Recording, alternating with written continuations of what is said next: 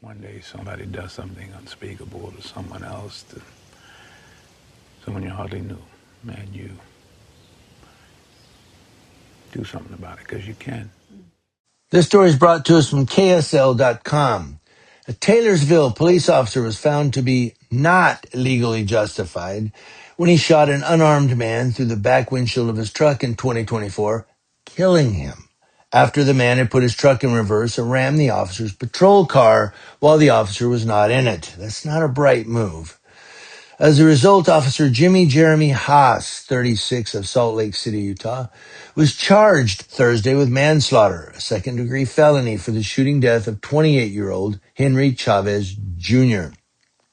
That's according to Salt Lake County District Attorney Sim Gill. Now, the Haas family, released a statement Thursday evening in response to the charges. They said a charge is not a conviction, and Officer Haas is entitled to the presumption of innocence.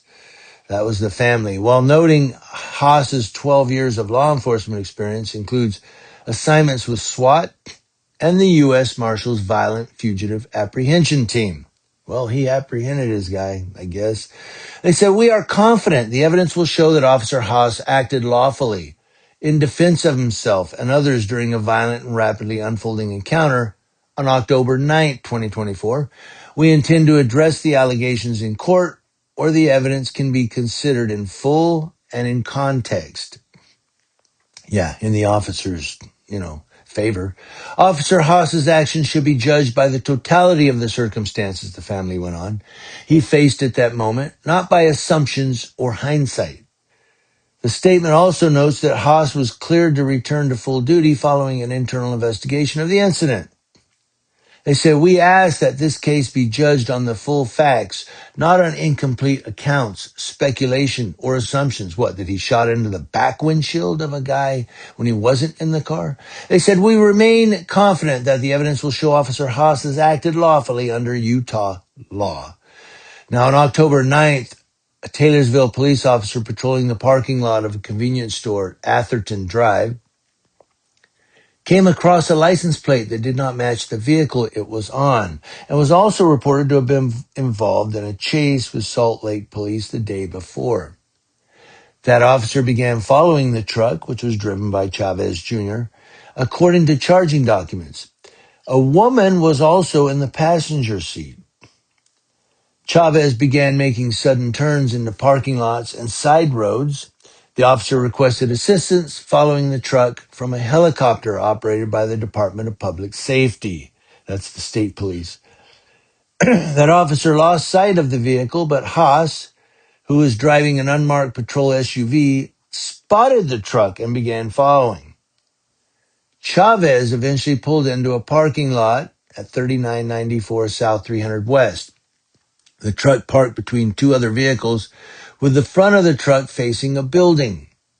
17 seconds after the truck parked and turned off its lights, Haas pulled up behind the truck, activated his police lights, and stepped out of his vehicle, standing to the rear left of the truck, behind the rear bumper of the vehicle parked next to the truck. And that's according to documents. Now he's on the passenger side. After Haas stepped out of his patrol car and turned on his emergency lights, the woman in the passenger seat of Chavez's truck got out, and the truck went into reverse and rammed Haas's patrol car. Haas yells, "Let me see your hands," multiple times, and tells the woman to move. Body camera video shows the truck's driver's side window down as the truck rolls forward and then rams Haas's vehicle 3 separate times, according to the charges. Haas steps further to his left behind a parked car as the first officer arrived on scene to the right of Haas's vehicle, pulls his police vehicle slowly forward and pins the truck up against the building. Once the truck was pinned in, Haas moved behind the parked car toward it. Body camera video shows Haas's flashlight shining through the rear window into the interior of the truck, and the driver of the truck moving across the cab toward the passenger side. 1 second later, Haas shot his gun into the rear window of the truck, striking Chavez. Are you hearing this? Chavez screams, gets out of the truck through the passenger door, runs east. Investigators noted that the rear driver's side window and the rear window of the truck Chavez was driving were tinted. Chavez ran past a woman who witnessed the shooting and into a nearby open garage. As he passed her, Chavez cried, "Mi mataron," which means they killed me. The charges state, and then officers monitored the garage until backup could arrive. Now, when the officers got to the scene, the first officer was asked, "Does he have a weapon?" The officer responded, "I have no idea." Chavez was found unresponsive inside a car in the garage. He was pulled out 16 minutes after being shot, according to investigators. Police later interviewed the woman who was in the truck with Chavez. She said Chavez began freaking out, saying, "Cop, cop," when realized police were behind him, the charges state. The woman asked Chavez why he was so panicked if he didn't do anything. After Haas parked behind them and turned his emergency lights on, and Chavez began to put his truck in reverse, the woman says she told him to get out and that he was being dumb, to which he responded, "I'm not trying to go to jail." The woman told police Chavez did not have any guns on him, and the police say none were found in the vehicle. Sim Gill, the DA, said his office reviewed the shooting case several times internally before sending it to an outside expert in law enforcement operations and police shootings. Now, the expert, Eric Daigle, said, "It is my opinion, to a reasonable degree of professional certainty, based on the evidence available for analysis, that Detective Jimmy Haas's actions in firing his weapon through the rear windshield of the green pickup truck at the driver, including the amount of force used, were not reasonable and consistent with general industry standards for the use of deadly force in officer-involved shootings.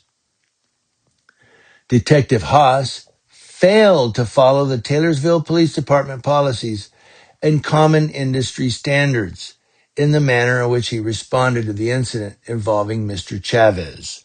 And that was, again, Eric Daigle in his opinion. Now, according to his website, Eric Daigle is the founder and principal attorney of Daigle Law Group, LLC. This nationally recognized law firm specializes in legal consultation and operational management for law enforcement agencies across the United States. District Attorney Sim Gill says he received that opinion on April 15th of this year, and his office reviewed the case again over the past 4 weeks. Said he notified Taylorsville Police Chief Brady Cottam on Wednesday of the decision to charge Haas and spoke with Chavez's father on Thursday before a press conference announcing the charges.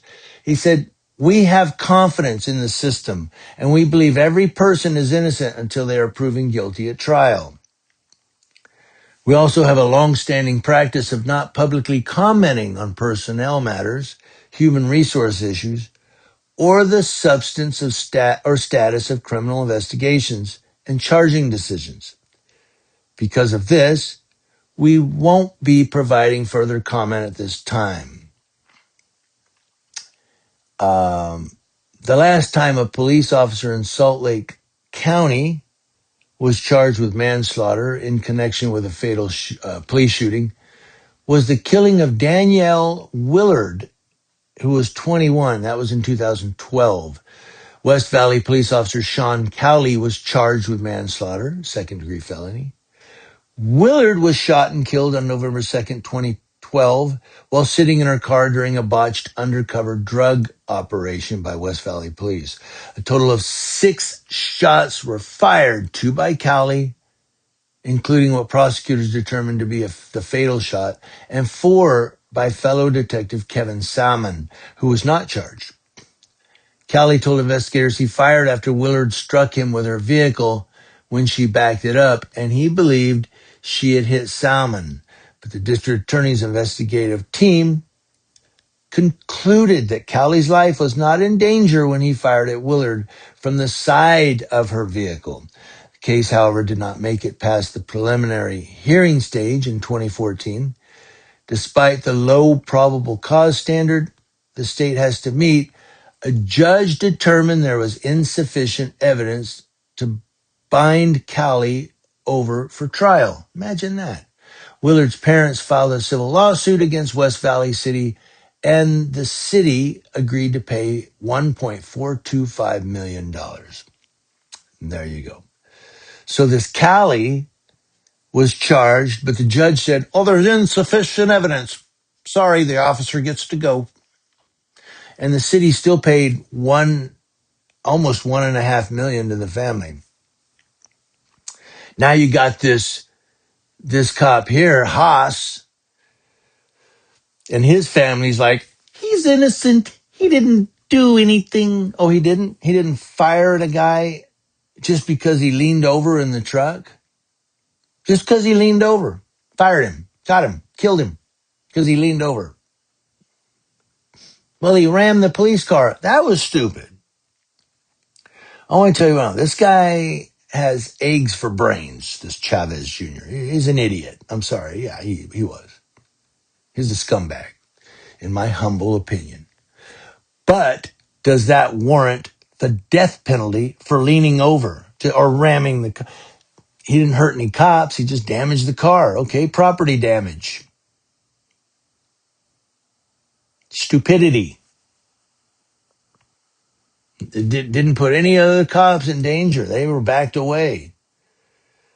But this former SWAT team member and the Marshall Apprehension Team guy, he's like, I was with the Marshall's Apprehension Team. I'm a badass. Well, now you're a defendant. But that's all he is a defendant. He ain't been convicted yet. Let's see what happens. I want to hear from all of you.